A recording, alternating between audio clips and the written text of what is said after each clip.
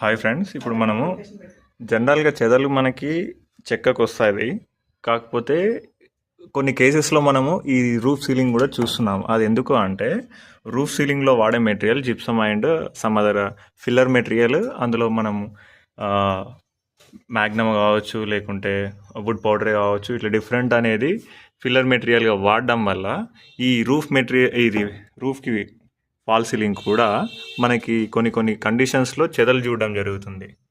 ఇక్కడ చెదలు మార్కింగ్ చేశాయి. సో ఇదంతా కూడా చెదలు రావడం వల్ల నేను ఇందాకే తీసేసాను జస్ట్.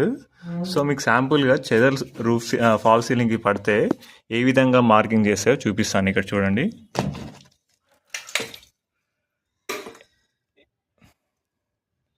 ఇక్కడ చూస్తున్నారు కదా మీరు, ఇదంతా కూడా అది ఇగో చెదలు పట్టడం వల్ల ఇట్లా మార్కింగ్స్ ఏర్పరిచాయి అన్నమాట. జనరల్ జిప్సమ్ మనకి వైట్ కంటెంట్లో ఉంటుంది. ఇక్కడ మనం చూస్తున్నాం కదా వైట్గా ఎట్లా ఉంది, ఇక ఇట్లా ఉంటుంది. కాకపోతే దానిపైన ఒక లేయర్ అనేది ఈ చెదలు అనేది మట్టితో ఏర్పరిచినాయి అన్నమాట.